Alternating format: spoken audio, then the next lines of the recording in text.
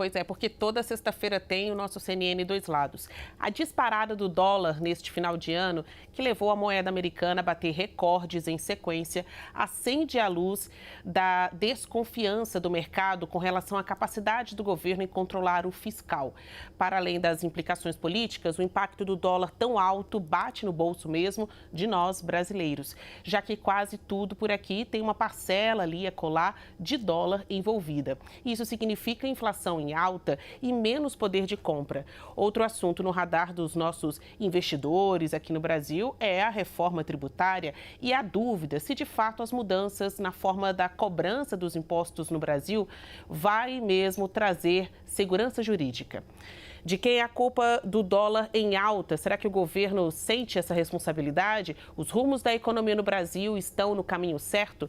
Este é o nosso assunto do CNN Dois Lados, por isso eu trouxe para esta conversa os deputados federais Reginaldo Lopes, do PT, e também relator da reforma tributária, colocar aí a estrelinha de fim de ano pela aprovação da regulamentação, e também o Kim Kataguiri, do União Brasil. Muito bom dia aos senhores, tudo bem?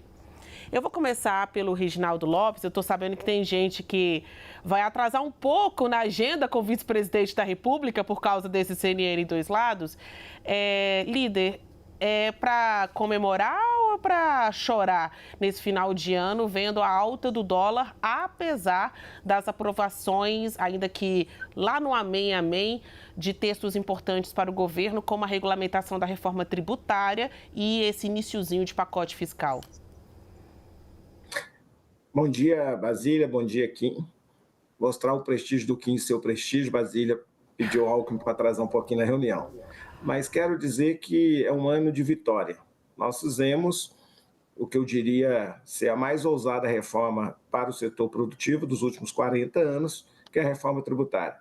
Infelizmente, o mercado não precifica mudanças estruturantes de médio e longo prazo. O mercado tem precificado ações sazonais, temporais, mercadológica do dólar. Você sabe que no final de ano os países em desenvolvimento perdem peso na sua moeda pela saída da moeda estrangeira na distribuição de lucro e dividendo. Então, se eu pudesse analisar os três fatores do volatilidade do dólar, eu dividiria em três partes. A primeira parte é essa questão sazonal e temporal do mercado e a distribuição de lucros e dividendos, natural, todo final do ano. A segunda parte é a valorização do dólar perante todas as moedas no mundo. Na média, 15% o dólar se valorizou, por causa da conjuntura de fatos, mas a partir da eleição do Trump. E a terceira questão, evidente, talvez erro na nossa comunicação sobre os ajustes fiscais. Ajustes fiscais tem que ser permanente, pontual. Não deva chamar de pacote mais. Na política, as palavras estão queimadas. Pacote, pacto, essas coisas todas. Então, nós temos que fazer mudanças pontuais. E, do ponto de vista estruturante, nós fizemos uma reforma que vai eliminar 3% de PIB de gasto tributário. O Brasil hoje, só no gasto federal, tem 600 bilhões de gasto tributário, incentivos tributários, que nós vamos reduzir depois da reforma tributária para 2,5%, 2,6%. Ou seja, estamos economizando aí 300 bilhões de gasto tributário. Eu estou falando 300 porque nós vamos devolver para os estados 0,6% do PIB através do Fundo de Desenvolvimento Regional, né? Então, 60 bilhões nós vamos substituir a guerra fiscal, o imposto na origem, pelo destino, repassando 600 bilhões para os estados investirem na sua infraestrutura e no seu desenvolvimento regional. Então, acho que só tenho que comemorar, ou seja, um fato histórico. O Brasil tem um novo sistema tributário tecnológico e popular, viu? Eu costumo dizer que é igual o agro, viu, Kim? Tec, porque vai ter o sistema mais tecnológico de cobrança de impostos do mundo, é o Pix do imposto, simultâneo, instantâneo, né? Através do split payment, e também popular, porque o Brasil vai fazer justiça tributária com a progressividade do cashback, ou seja, 94 milhões de brasileiros vão comprar, pagar e vão receber de volta, além das alíquotas diferenciadas para a classe média, que tem filho na escola privada, tem planos de saúde. Então nós combinamos aí atender os mais pobres e também a classe popular de 2, 3, 4, 5 salários mínimos. depois da liderança de governo, eu vou passar aqui para um nome ali das lideranças, dos nomes que falam pela oposição, Kim Kataguiri. É para chorar ou para comemorar? Fica essa provocação de hoje no nosso Live CNN, porque o governo vem com um cardápio extenso de regulamentação da reforma tributária, pacote fiscal, e apesar da difícil articulação com o Congresso, passou, está passado, pelo menos boa parte dessas propostas já terminam o ano aprovadas. Mas a notícia ruim é a alta do dólar, com mais de R$6, valendo mais de R$6. É para rir ou para chorar, Kim? Bom dia, Basília. Bom dia, Reginaldo. Sem dúvida nenhuma para chorar, né? A notícia ruim não é só o dólar, né, que sai de R$5 para 6,30, mas também a alta da taxa de juros, resultado direto do desastre fiscal do governo e também a projeção de inflação para os próximos 2 anos, porque a gente está entrando num cenário de dominância fiscal, que significa que não importa qual seja a política monetária adotada pelo Banco Central, não vai haver como controlar a inflação e, infelizmente, a gente está caminhando aí nos rumos da Turquia, em que não se importa o quanto se aumente a taxa de juros, devido ao descontrole das contas públicas, vai haver inflação e também um aumento do dólar. Eu quero pontuar aqui duas coisas que o deputado Reginaldo colocou. O primeiro ponto é que a moeda americana, com a vitória do Trump e com a recente decisão do Federal Reserve, de fato se valorizou em relação a outras moedas do mundo. Se a gente compara com países emergentes, como é o caso do Brasil, né, a valorização do dólar foi de 15%. Agora, o Brasil, a média, né, dos países emergentes, a valorização é de 15%. No Brasil foi o dobro, né, 29%. Ou seja, há uma peculiaridade do Brasil, há um desastre fiscal específico no Brasil comparado a outros países desenvolvidos e que o dólar teve aí praticamente, né, o dobro de valorização. E o outro ponto que eu queria colocar é que o deputado Reginaldo afirmou que o mercado não leva em consideração mudanças estruturais. Pelo contrário, é justamente por ver que com o arcabouço fiscal, o aumento de receita, ainda que a receita seja temporária, implica obrigatoriamente em aumento de despesa, ou seja, obrigatoriamente, quanto mais o governo arrecadar, mais ele vai gastar, e não interessa se aquela arrecadação é pontual, por exemplo, no CARF, que o governo vai arrecadar alguns bilhões num ano e no ano seguinte esse dinheiro não vai existir mais. Mesmo entrando dinheiro temporário, o governo tem que fazer despesa obrigatória, ou seja, o modelo do arcabouço fiscal ele é falho, ele é falso. E o governo se nega a fazer ajuste, né? E o PT tem muito discurso contra as elites, mas duas das principais elites continuam muito privilegiadas no nosso país, graças não apenas a esse governo, mas a vários governos petistas. Uma questão é a questão dos privilégios tributários para grandes empresários. Nós levamos, né, num destaque, a votação em plenário, né, a gente fazer uma diminuição dos bilhões de reais que são enviados para grandes empresários, amigos do governo, e que não se transformam depois em emprego e renda.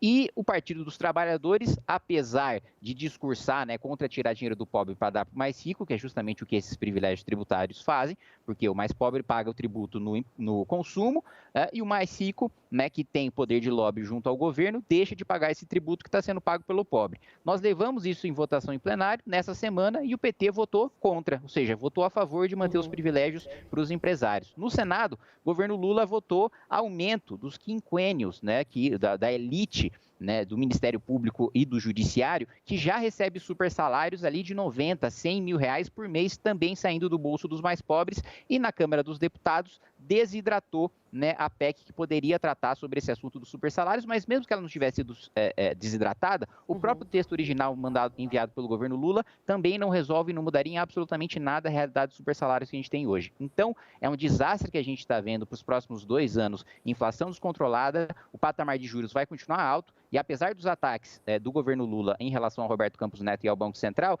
o próprio Galípolo, que é o sucessor indicado pelo Lula, votou praticamente 100% das vezes junto com Roberto Campos Neto e diz que os juros vai continuar no mesmo patamar. Ou seja, o problema não estava no liberal, né? O próprio novo indicado do PT tem o mesmo discurso. Reginaldo, qual vai ser o posicionamento do governo agora nessa segunda metade de gestão? Um novo presidente do Banco Central, como bem lembrado pelo Kim, sai o Campos Neto, entra o Gabriel Galípolo. E eu gostaria que o senhor abusasse um pouco mais do tempo mesmo, respondendo pontualmente essa pergunta sobre de quem é a culpa da alta do dólar e se o governo é parte deste problema. Então, eu fiz uma análise bem, né, Sim, ponderada, dividindo em três partes sim, o aumento do dólar. Né? Então, de fato, não é, e não, ao contrário do governo. O governo não tem nenhuma responsabilidade em relação ao aumento do dólar. Os fatores externos são mais fortes e mais importantes. É evidente que, como acho que nós erramos na comunicação dos ajustes fiscais, começando por chamar de pacote. Acho que tem que parar com esse negócio, não tem pacote. Tem ajustes pontuais, permanentes. É assim que deve ser na democracia. E lógico que o governo não tem maioria no parlamento. O governo tem apoios e negociados. Nós somos amplamente minoritários no plenário da Câmara dos Deputados. E a gente tem conversado e construído essas alianças para avançar nos projetos. Então, do ponto de vista do ajuste, eu acho que foi equilibrado. Acho que foi um ajuste possível, bem equilibrado. Evidente que eu também acho que nós precisamos agora votar a lei ordinária em relação aos supersalários. Né? Eu acho que é um absurdo. Talvez, se a gente tivesse força política, o correto era diminuir o repasse para os poderes, tanto para o poder nosso, para a Câmara dos Deputados, para os legislativos estaduais, para os legislativos municipais e para as justiças estaduais e a Justiça Federal. Só assim a gente vai combater os supersalários. A questão é que o repasse do 10º, que é constitucional, sobra recursos. Então, a distribuição no final do ano é agressiva numa sociedade de renda média baixa, porque o grande desafio do Brasil é a gente fazer o Brasil produzir mais riqueza. O Brasil precisa superar o que eu chamo de armadilha de renda média per capita baixa. Esse é o problema do país. Renda per capita menor que a China, menor que a Índia. Então, quando eu aposto muito nos resultados de médio e longo prazo da reforma tributária, é porque, de fato, o Brasil vai se tornar um país mais competitivo. E aí, Kim, está errado. A mudança na trajetória da dívida precisa ser com ações mais estruturantes de médio e longo prazo. Porque, na verdade, quando as pessoas falam assim, o Estado gasta muito e gasta mal, isso é slogan de campanha. Porque quando senta na cadeira da prefeitura, do Estado e da União e você apresenta onde fazer cortes, uma coisa é buscar eficiências nos gastos públicos, melhorar a qualidade da saúde, ter mais foco, melhorar a qualidade na educação, priorizar a primeira infância de 0 a 3 anos, melhorar os investimentos do PAC, priorizar investimento em transporte de massa, trem de passageiro, metrô, melhorar o programa de moradia com outras inovações de ocupações dos prédios existentes, com aluguel, etc. Isso é um outro debate. Agora, dizer que o Estado gasta muito e gasta mal, na verdade, isso é slogan, porque as despesas obrigatórias já ocuparam as despesas, a arrecadação do país. Então, nesse sentido, nós precisamos encontrar mecanismos mais ousados que permitem a economia brasileira crescer. O controle da dívida e a trajetória da dívida depende, sim, de 2 décadas de crescimento econômico acima de 4% a 5%. E eu estou muito otimista, Basílio. A reforma tributária, porque ela tirou o imposto da cumulatividade, do valor acumulado, e vai cobrar do imposto do valor adicionado, na indústria da transformação, na média, nós vamos reduzir de 7,5% a 12%. Isso é um ganho de competitividade, um ganho de produtividade extraordinário para a economia brasileira. E os reflexos já são visíveis. Não é por acaso que, um ano atrás, as montadoras estavam fechando e o governo do presidente Lula teve que dar um bônus para a pessoa comprar um carro. Agora não, anunciaram 130 bilhões de investimentos. Depois de 20 anos, o setor da siderurgia, que se tornou exportador primário de minério, porque o Brasil se transformou nos últimos 40 anos uma república primária exportadora. E agora começa a sonhar e voltar a ser um país de valor agregado, de valor manufaturado. Isso levou o Brasil a perder, tinha presença relativa no PIB mundial, na indústria da transformação, de 4%, e cair para 1,2% de participação. Então, isso significa tudo produção de riqueza. Produção de riqueza transforma em PIB. O PIB per capita, quando é redistribuído para a sociedade, melhora a renda dos trabalhadores. É assim que a gente vai superar as desigualdades e é assim que a gente vai também fazer o maior controle da trajetória da dívida. Então, eu aposto mais em ações de médio e longo prazo e menos em slogan de campanha.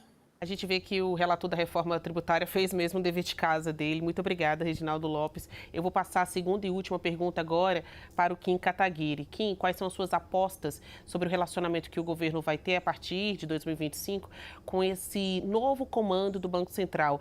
E vá aí, bem atento aos seus palpites e apostas, porque a oposição disse que não passaria arcabouço, passou. Reforma tributária, passou. Regulamentação da reforma tributária também. E no Amém de 2024, os primeiros projetos do chamado pacote fiscal também estão passando. Então, entre expectativa e realidade, o que você acha que vai acontecer com o relacionamento do governo com o Banco Central?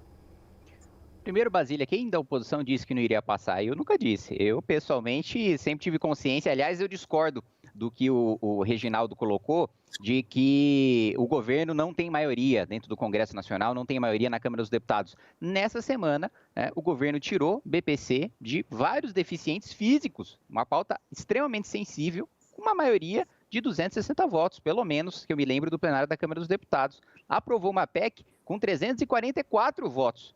Como é que o governo tem maioria? Se a gente da oposição tivesse 344 votos, a gente tinha derrubado o Lula já e a gente seria governo, não seria oposição. Então, de fato, é o governo que tem maioria. Quero aproveitar também, eu citei a questão da dominância fiscal, Basília, que é justamente o que eu coloquei. Independentemente de como o Banco Central seja conduzido, o que vai ditar os juros, a inflação, e todas as questões macroeconômicas, vai ser a política fiscal do governo. O Banco Central perdeu já todos os instrumentos que tinha, já utilizou todos os instrumentos para fazer o controle, a correção, e segurar a inflação do nosso país. Fico feliz de ouvir o deputado dizer que também acha um absurdo super salários. Eu convido ele a assinar a minha PEC, a apoiar a minha PEC contra super salários. Espero a sua assinatura e dos outros parlamentares do PT que ainda não assinaram. Mas discordo veementemente quando ele coloca que o governo gasta muito e gasta mal, é slogan de campanha, primeiro ponto. Vamos pegar duas áreas ali. Saúde, a gente teve, depois da PEC da transição do arcabouço fiscal, um aumento dos gastos em saúde em 70 bilhões de reais. E zero de melhoria em todos os índices de saúde. Nenhum índice de saúde melhorou, nenhum aspecto de saúde melhorou, objetivamente, dos índices do próprio governo, com 70 bilhões de reais a mais. Então, a própria qualidade do gasto não é discutida no nosso país. O governo gasta, assim, muito e gasta mal. Educação. Recentemente saiu um estudo mostrando que no Fundeb, dos municípios que mais receberam os repasses, os resultados foram os piores nas avaliações nacionais do SAEB. Fui presidente da Comissão de Educação, conheço da importância do SAEB e da análise de desempenho das escolas, ou seja, foi um repasse absolutamente sem critério e que o governo sustenta e que o governo mantém. Eu concordo com o deputado quando ele coloca que as despesas obrigatórias tomaram o orçamento do país, mas as despesas obrigatórias crescem ano a ano por causa do modelo fiscal adotado pelo governo. É o arcabouço fiscal que voltou com a vinculação de todos os nossos gastos à receita corrente líquida e à receita líquida de impostos. Hoje nós temos um modelo que quanto mais o governo arrecada, mais ele é obrigado a gastar. É o que eu coloquei na minha primeira exposição. Ainda que a receita seja temporária, você cria uma despesa obrigatória que no outro ano você não vai ter a receita para pagar, mas ela já é obrigatória e você não consegue cortar mais, por causa do modelo de arcabouço fiscal, por causa da PEC da transição e depois da regulamentação da PEC da transição, que foi o arcabouço fiscal. Pior do que isso, não é que depois você não consegue cortar, depois você é obrigado a aumentar a despesa em, no mínimo, a inflação em 0,6%. Ou seja, se o país estiver em crise, ele é obrigado a aumentar gasto e não pode cortar e não pode sequer parar de aumentar os gastos. Esse é um modelo de arcabouço fiscal escolhido pelo governo, que não funcionou em nenhum país do mundo, nenhum, zero, nem país em desenvolvimento, nem país desenvolvido. Não há nenhum modelo do mundo em que você vincule as despesas à receita corrente líquida ou à receita líquida de impostos e que tenha se sustentado. Então, o que a gente vai ver nos próximos 2 anos, e aqui eu faço a minha previsão, Basília, e você pode me cobrar no ano que vem, em 2026, me trazendo de novo aqui a CNN, é aumento de inflação, crescimento baixo, manutenção, o aumento da taxa de juros e uma explosão da dívida pública que nos últimos 2 anos já teve um aumento de 11%, que é patamar de país que está em guerra. Ponto final no nosso CNN Dois Lados. Muito obrigado aqui ao mestre Kim, então é o mestre Reginaldo. Vamos ver quem mais acertou nas suas previsões, virado aí o calendário para 2025. Olha, o Alckmin está ligando aqui, ó. Líder, relator da reforma tributária, obrigada por ter aberto aí espaço na sua agenda para a gente poder conversar aqui rapidamente. Conversamos hoje com os deputados Reginaldo Lopes, relator da reforma tributária, e Kim Kataguiri, do União Brasil de São Paulo. Até mais.